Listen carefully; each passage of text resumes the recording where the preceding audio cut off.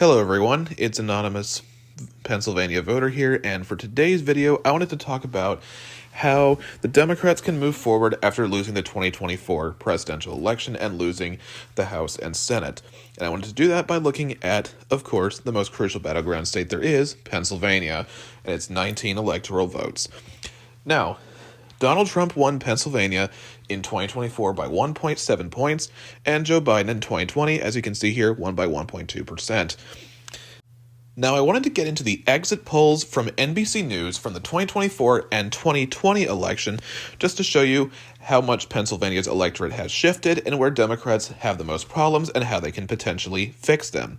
So in 2024, if you look at the exit polls, one of the most important things to notice is that the Latino vote and Hispanic vote made up approximately about 6% of Pennsylvania's electorate, and that number has grown since 2020.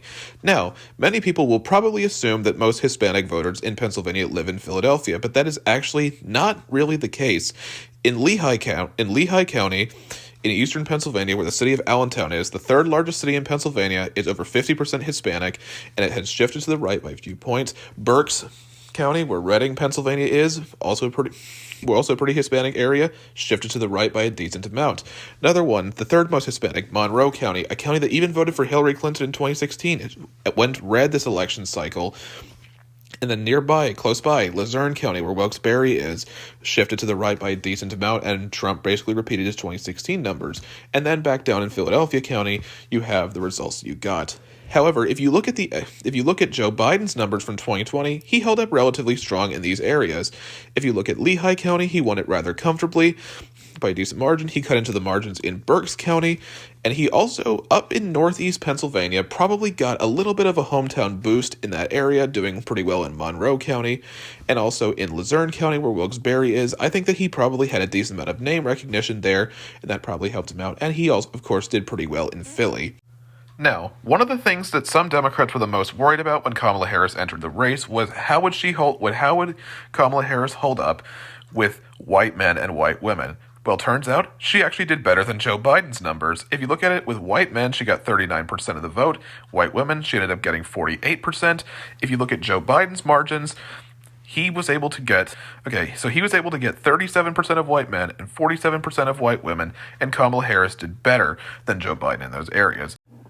When you look at Allegheny County, where Pittsburgh is, Kamala Harris has done pretty well there and it only shifted 0.1% to the right.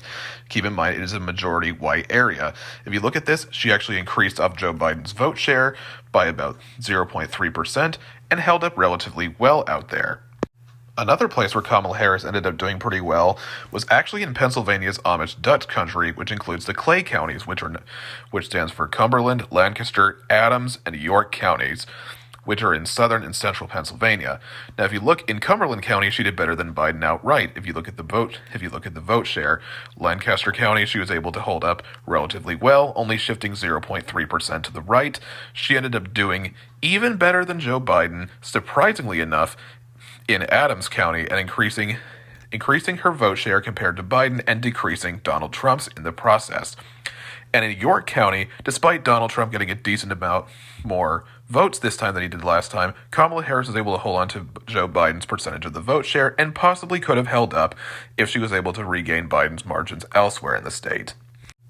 She also ended up holding up rather well in some of the collar Pittsburgh counties. If you take a look at counties like Westmoreland, which is the third most populated GOP county in the state, she ended up holding up relatively well compared to 2020. Even though that she did slip a little bit, it was a lot less compared to the rest of the state.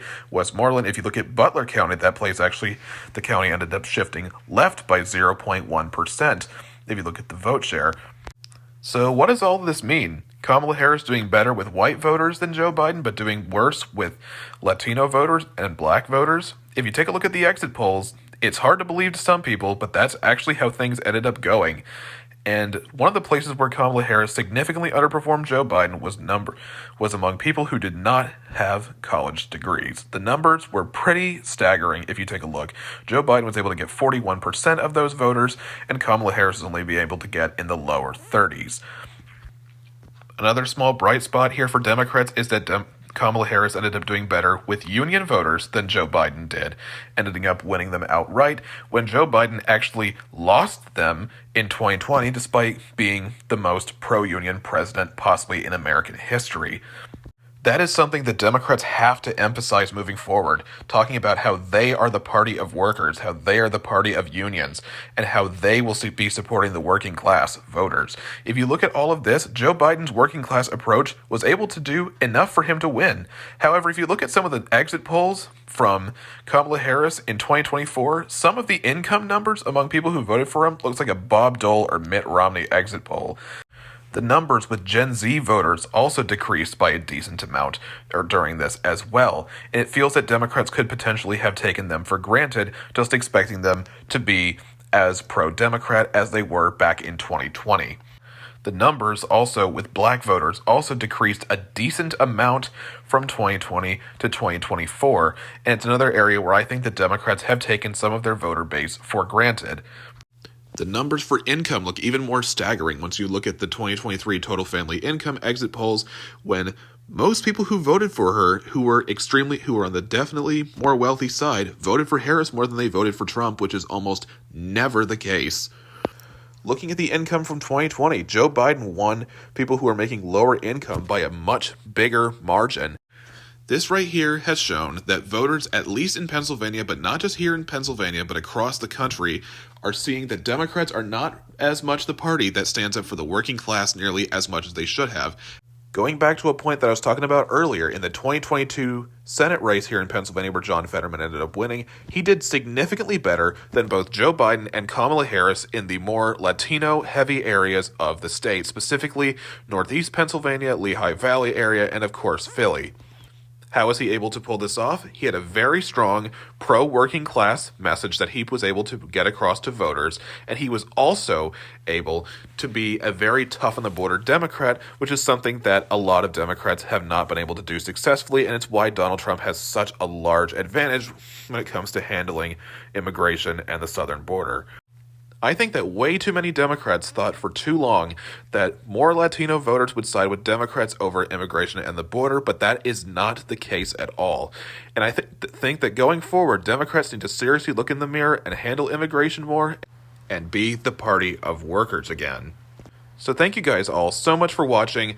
I will get to you in the next video. I also will be talking more about the Democratic brand and how they can talk about how much better they are than Republicans to help the working class and American workers and to successfully sell their policies. So thank you all so much for watching, and I will see you in the next video.